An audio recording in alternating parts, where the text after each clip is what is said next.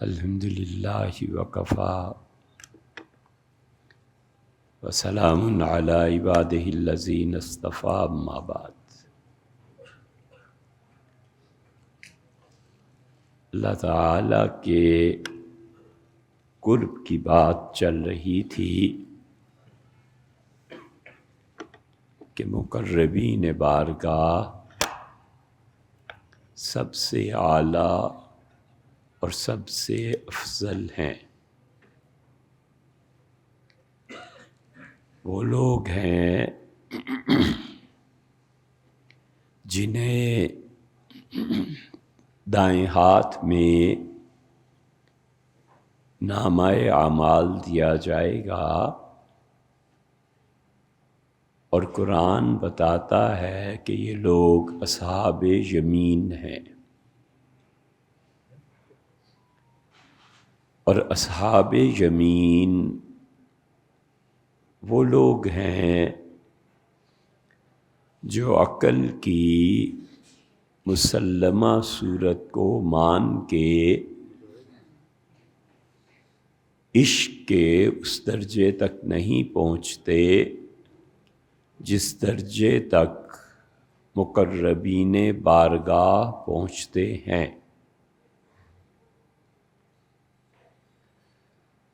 اور اللہ نے ان دونوں طبقات کا ذکر فرمایا ہے، اور اللہ کئی جگہ پہ دو طبقوں کا ذکر کرتا ہے اور پھر اس کے بعد کہتا ہے کہ وَكُلًّا وَعَدَ اللَّهُ الْحُسْنَى، ہمارا وعدہ دونوں سے ہے کہ ہم ان کے ساتھ اچھا سلوک کریں گے۔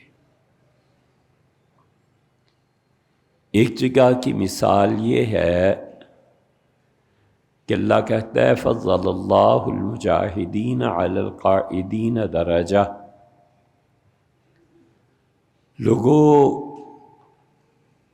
جو لوگ اپنے گھروں میں بیٹھ کے خدا کے دین میں حصہ لیتے ہیں اور جو لوگ مجاہد بن کے بیرونی دنیا میں کام کرتے ہیں،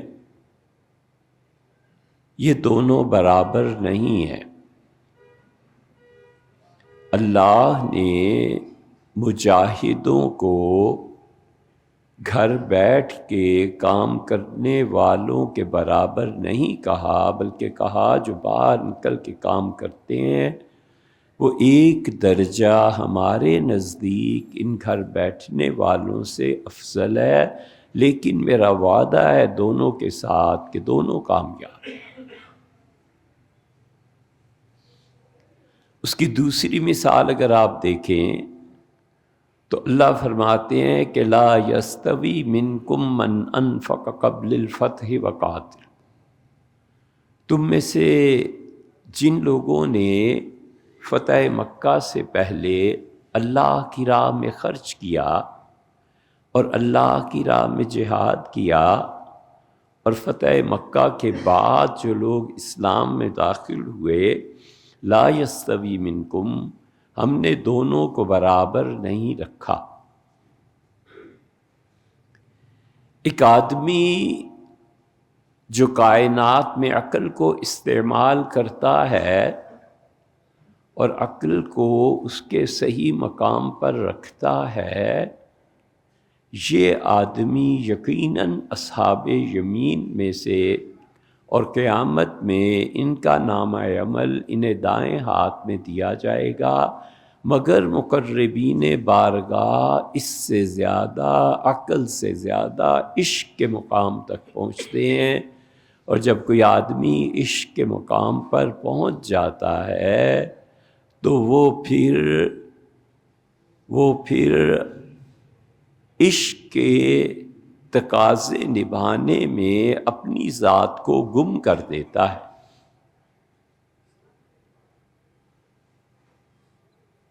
اللہ تعالیٰ نے اس ذات میں گم ہو جانے والے مقربین کے لیے بہت وعدے فرمائے ہیں اور 15 کے قریب انعامات کا ذکر کیا ہے۔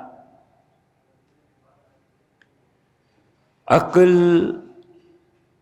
یہ بتاتی ہے کہ اس صحرا میں ریت کے ذروں کی پیمائش کرو، تو سائنسدان اپنی عقل کو استعمال کر کے کوئی مشین کوئی چیز بناتا ہے اور صحرا کے ایک خاص حصے کی پیمائش کر کے بتاتا ہے کہ اتنے بائی اتنے فٹ میں اتنی ریت آتی ہے، تو چلو پیمائش کر لو، اور وہ چند منٹوں میں بتا دیتا ہے کہ اس ساری جگہ پہ گہرائی، لمبائی اور چوڑائی مل جائے تو کل ریت کے اتنے ذرے۔ عشق کہتا ہے گننے سے کام نہیں، جب تک اس صحرا میں غرق نہ ہو جاؤ، ڈوب نہ جاؤ، جل کے مر نہ جاؤ، تب تک کچھ پتہ نہیں چل سکتا کہ ان ذرات کی تاثیر کیا ہے۔ ایک عقل مند آدمی سمندر کے کنارے کھڑے ہو کے کہتا ہے کہ پانی کھارا ہے، پانی کڑوا ہے، پانی سمندر میں اتنا ہے، پانی کا رنگ یہ ہے۔ پانی کو اگر سائنس کی نظر سے دیکھا جائے تو کیمسٹری کا اسٹوڈنٹ ہمیں یہ بتاتا ہے کہ اس کا فارمولا H2O ہے، کہ اس میں اتنی ہائیڈروجن اور اتنی آکسیجن پائی جاتی ہے، میٹرک کا اور FSC کا بچہ بھی بالکل آسانی سے نوک بر زبان اس کے فارمولا، لیکن اس سے پوچھو کہ سمندر کی حقیقت کیا ہے، ڈوب جانا کیا ہے، سمندر کی تہہ میں کیا ہو رہا ہے، یہ اسی وقت ہوتا ہے جب عشق اس آدمی کے دماغ میں، دل میں اترتا ہے۔ عشق بتاتا ہے کہ سمندر میں کیا ہے، اور عقل بتاتی ہے کہ اس سمندر کی پیمائش اور یہ چیزیں کون سی ہیں۔ عقل کی کہانی ظاہر کی چیزوں کو دیکھ بھال کے شروع ہوتی ہے، اور عقل کہتی ہے کہ پہلے ثبوت لاؤ پھر مانیں گے۔ عشق کہتا ہے کہ کود جا اور اس درجے پر پہنچ کے تو خود ایک نشانی بن جائے۔ عقل ثبوت مانگتی ہے اور عشق کہتا ہے کائنات کے اس جوئے میں آ اور جو کچھ ہے پاس لگا دے، پھر دیکھ آگے کیا بنتا ہے۔ عشق اندر کا سفر ہے جو ظاہر کی طرف آتا ہے، اور عقل انسانی ظاہر کا سفر ہے جو اندر کی طرف جاتا ہے اور پھر بھی منزل تک نہیں پہنچتا۔ عقل گوید، عقل یہ کہتی ہے کہ شش جہت حد است، تمہاری پرواز کی انتہا 6 جہتوں میں ہے، مشرق، مغرب، شمال، جنوب، اوپر اور نیچے۔ بیرو راہ نیست، ان 6 سمتوں سے باہر نکل جانے کا کوئی تصور نہیں ہے۔ تم زمان اور مکان، ٹائم میں گرفتار ہو، تم زمین، مکان، سپیس میں گرفتار ہو، اور تم اس کو کراس نہیں کر سکتے، راہ نیست۔ عشق گوید، اور عشق کہتا ہے کہ جس حدوں کی، تم 6 حدوں کی بات کر رہے ہو، یہ کچھ نہیں، راہ ہست، راہ ہے، من رفتم بارہا، اور میں نے کئی مرتبہ یہ سفر کیے ہیں کہ زمانے کی حدود سے بھی نکل گیا اور میں نے کئی مرتبہ وہ سفر کیے ہیں جس میں مکان اور جگہ کی حدود سے بھی نکل گیا. وہ اور چیز ہے جو تم دیکھتی ہو اور وہ اور چیز ہے جس کی سیر میں کراتا ہوں. اسی لیے علامہ اقبال نے ایک جگہ کہا یہ سب دھوکہ اور فریب ہے نظام تعلیم کا جس میں یہ جیتے ہیں اور مرتے ہیں. یہ وہ زبان ہی نہیں جانتے جہاں علامہ اقبال نے کلام کیا ہے. وہ کہتے ہیں کہ زمان و مکان کی حدود سے بشر نکل جاتا ہے، فرشتہ نہیں نکل پاتا. وہ کہتے ہیں کہ ہے ایسی بات سمجھانے کو، یہ صحیح احادیث سے ثابت نہیں، لیکن سمجھانے کو کہتے ہیں کہ ایک مقام ایسا آیا جہاں ایک آدمی کو بلایا گیا تھا علیہ الصلاۃ والسلام، اور انہوں نے کہا کہ اب آگے چلو. تو اس نے کہا کہ اگر ایک سوئی کے ناکے کے برابر آگے چلا جاؤں تو میرے سارے پر جل جائیں گے، اس کے آگے آپ ہی کا مقام ہے، میرے جانے کی جگہ نہیں ہے. عشق اندر کی خبر دیتا ہے. عشق جواری کی طرح داؤ پہ لگواتا ہے، اور عشق کہتا ہے کہ آ تو صحیح، ہم پایاب ہیں. عشق بتاتا ہے کہ تم جس حقیقت مطلقہ ایبسلیوٹ پرسنالٹی، جس حقیقت مطلقہ کی طرف سفر کرنا چاہتے ہو، دیکھو اس کی اور تمہاری راہ میں حقیقی رکاوٹ کیا ہے. شیخ الاسلام ابن تیمیہ رحمۃ اللہ علیہ نے یہاں پہنچ کے بڑی اچھی چیزیں لکھی ہیں. کاش کے وقت ہوتا تو بچوں تمہیں بتاتا کہ عشق کس درجے تک لے گیا تھا شیخ کو. اور وہ عشق کہتا ہے کہ سب سے پہلے یہ غور کرو کہ تمہارے اور اللہ کے درمیان جو حقیقت ہے اس میں سب سے بڑا بت جو حائل ہے وہ کیا ہے. پھر وہ کہتا ہے کہ عشق حقیقی تمہیں نہیں ملتا، اور حقیقت میں عشق جتنی قربانی کا طالب ہے تم دے نہیں سکتے. اچھا تم اس طرح کرو، نہیں میں بول نہیں پاؤں گا، آپ نے سنتیں پڑھنی ہیں، میں بول نہیں پاؤں گا، آپ وہاں اوپر تشریف لے جائیے، کوئی حرج نہیں، اوپر جا کے. عشق کہتا ہے کہ اس بت کو تلاش کرو جو میرے اور تمہارے مطلوب حقیقی کے درمیان حائل ہے. اور اگر تم عشق حقیقی سے براہ راست ملنا اور جاننا چاہتے ہو تو میں تمہیں بتاؤں کہ اس بت کو توڑو. اس لیے آدمی عشق مجازی میں پڑ جاتا ہے، آدمی اپنی جیسی ہستیوں سے عشق کرنے لگتا ہے، اور جب وہ اس تجربے سے گزرتا ہے اور اپنے ہی جیسے مرد و عورت سے عشق ہوتا ہے تو وہ عشق جو اپنے باپ کے گھر میں نواب کا بیٹا تھا اور جس نے کبھی اٹھ کے پانی نہیں پیا تھا اور جس کی نزاکت مزاج ماں باپ کو کچھ نہیں سمجھتی تھی، یہاں آ کے پاؤں پکڑ لیتا ہے، اس عشق میں منتیں کرتا ہے کہ ایک مرتبہ آپ مجھ سے مل لیں، اس عشق میں منتیں کرتا ہے کہ خدا را میرا فون وقت پہ سن لیا کریں، مجھے جواب دیا کریں. یہ جو پرسنالٹی تھی نا، یہ جو بت تھا، پہلا گرز اس پہ پڑتا ہے اور آدمی اپنے آپ کو اپنے محبوب کے قدموں میں جھکا دیتا ہے. یہ پہلا گرز پڑتا ہے انا پہ.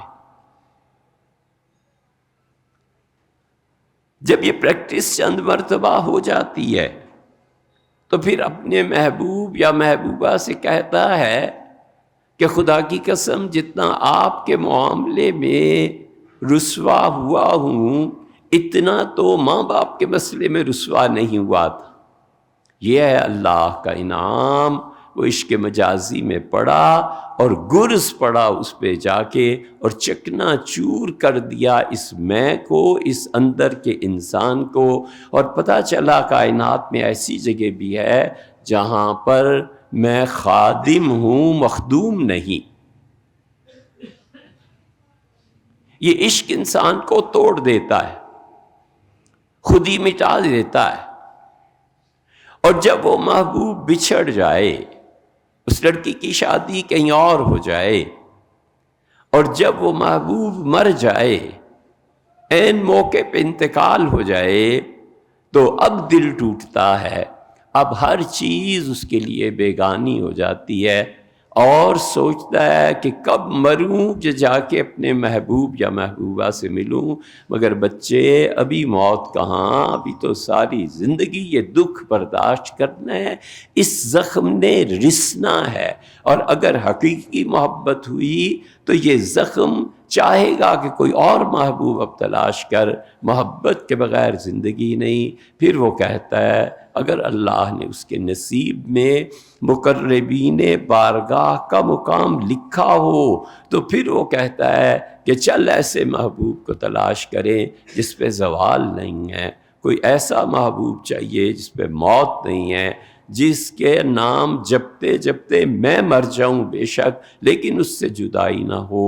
جب اس جذبے کے ساتھ غور کرتا ہے تو پھر ذات حقیقی تک پہنچتا ہے اور کہتا ہے کہ آپ ہیں، میں کچھ نہیں ہوں، آپ ہی کا وجود ہے، میں کچھ نہیں ہوں۔ میری عبادتیں، میرے ذکر، میرے مراقبات، یہ سب کا سب تیرے سامنے ہیچ ہے، میں خود کچھ نہیں ہوں۔ کائنات میں ایک ہی وجود ہے اور وہ تیرا وجود حقیقی۔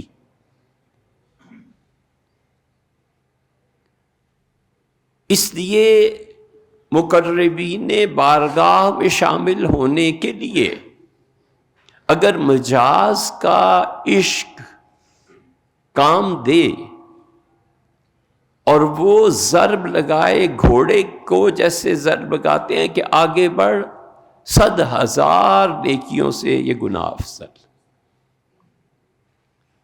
آدمی جانتا ہے حقیقی عشق میں کہ یہ سب خیال ہے، بس یہ سب سایہ ہے۔ سائے کا وجود قائم ہوتا ہے ذات کی وجہ سے اور روشنی کی وجہ سے۔ ایک چیز کو کم کر دو۔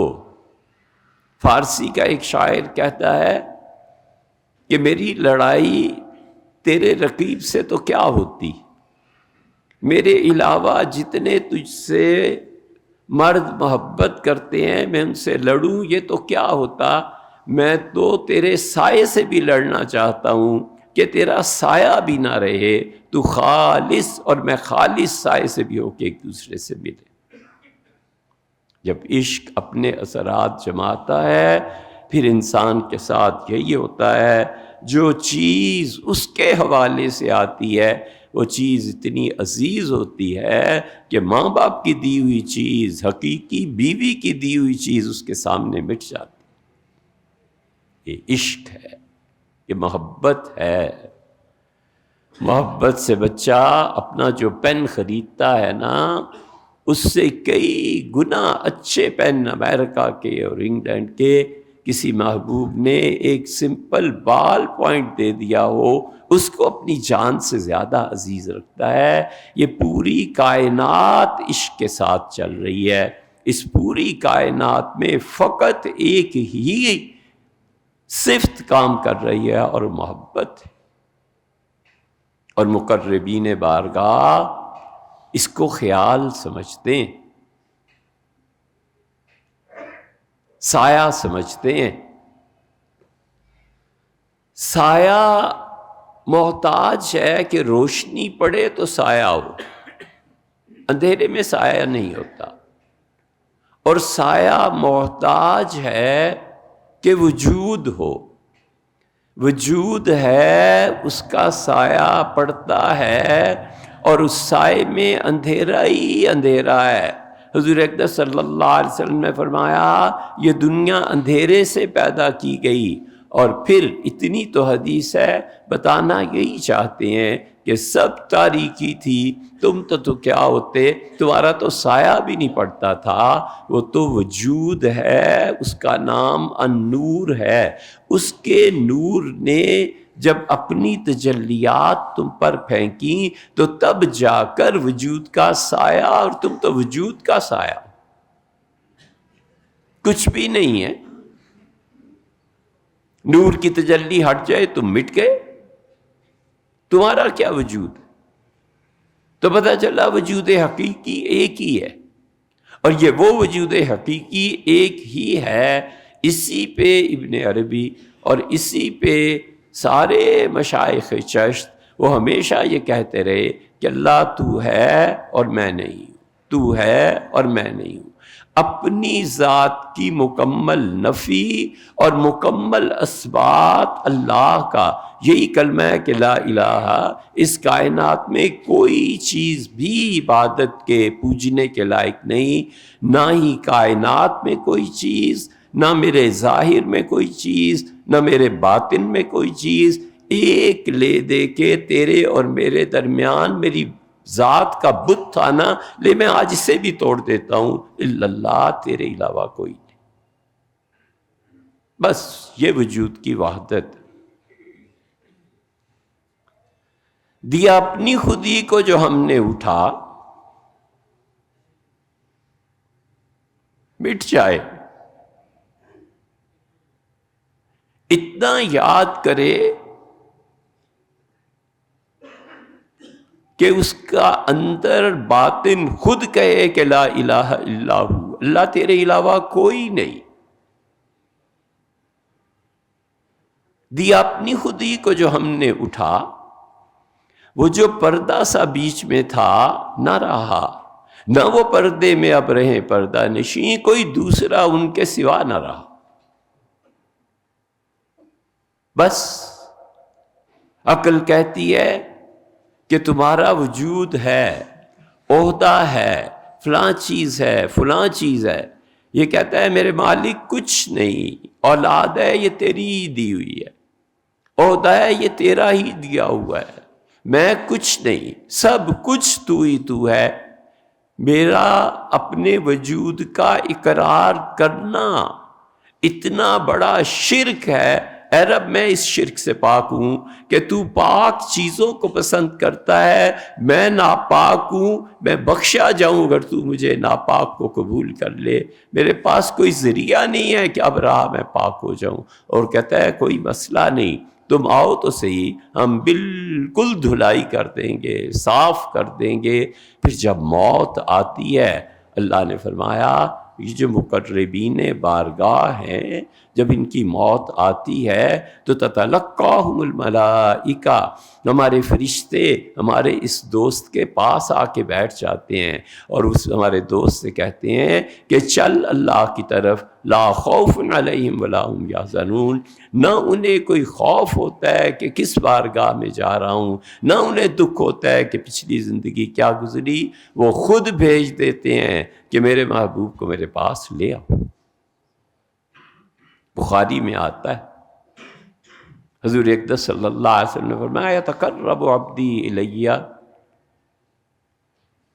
میرا بندہ میرے قریب ہوتا ہے بالنوافل، بالفرائض، فرض نماز کی حفاظت کر کے، اور میرا بندہ فرض نماز ہمیشہ پڑھتا ہے۔ پھر اس کے بعد یتقرب عبدی الیہ بالنوافل، پھر میرا بندہ فرض کے ساتھ جو نفل ہیں آگے پیچھے یہ بھی ادا کرتا ہے، اور وہ اتنا قریب ہو جاتا ہے، اتنا قریب ہو جاتا ہے کہ یدہ الذی یبطش بہ، میں اس کا ہاتھ بن جاتا ہوں اور میرے ذریعے کسی چیز کی گرفت کرتا ہے۔ اشارہ نہیں کرنا چاہیے تھا، والعیاذ باللہ، غلطی۔ وَرِجْلُهُ الَّذِي، میں اس کا پاؤں بن جاتا ہوں، میرے ساتھ چلتا ہے۔ میں اس کو اور قریب کر لیتا ہوں، اتنا قریب کر لیتا ہوں کہ مجھے اپنی ذات کی قسم ہے، وَلَئِنِ اسْتَعَاذَنِي، اگر وہ مجھ سے پناہ مانگے فقر سے، برے اخلاق سے، فاقے سے، قرض سے، کسی چیز سے وہ پناہ مانگے، لَأُعِيذَنَّهُ، ہمیں قسم ہے اپنی ذات کی، ہم اپنے دوست کو پناہ دیں گے۔ اگر وہ ہاتھ پھیلائے گا تو ہم اس کی دعا سنیں گے، قبول کریں گے۔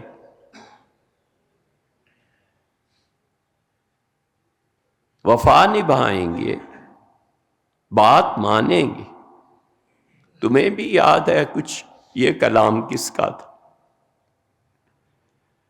وَلَأُعِيذَنَّهُ، ہم اپنے دوست کو پناہ دے دیں گے۔ اور سب سے بڑا مسئلہ وہ کہتا ہے میرے لیے یہ ہے کہ ترددت، موت کے علاوہ کوئی اور پل نہیں ہے جسے عبور کر کے وہ میرے پاس آئے، اور جب اسے موت دینی ہوتی ہے تو اس کی روح پھڑکتی ہے اور میں پریشان ہو جاتا ہوں کہ ہائے میرا بندہ، میرا دوست پریشان ہو گیا۔ ہم اس کی پریشانی پہ پریشان ہوتے ہیں، اس کی خوشی پہ خوش ہوتے ہیں۔ اس لیے مقربین بارگاہ عشق کے رنگ میں رنگے جاتے ہیں۔ عقل کہتی ہے انجام تک پہنچو، عقل کہتی ہے کہ ثبوت لاؤ، عشق کہتا ہے انجام تک پہنچو، تم ایک قطرہ ہو، انجام سمندر ہے، اس میں گرو گے تو خود سمندر بن جاؤ گے، خود دلیل بن جاؤ۔ وہ کہتی ہے ثبوت دو، عشق کہتا ہے ثبوت مٹانے ہی کہ تو آیا ہوں۔ اس لیے مقربین بارگاہ ان کے نزدیک یہ سارا عالم خیال ہے۔ آپ ذرا سوچیں، باریک بات ہے، ابن عربی رحمۃ اللہ علیہ نے لکھی ہے افسوس میں، کمال کی کتاب لکھی۔ ایک آدمی سوتا ہے، خواب دیکھتا ہے، خواب میں دیکھتا ہے کہ میں سو گیا ہوں اور اب بیدار ہوا ہوں۔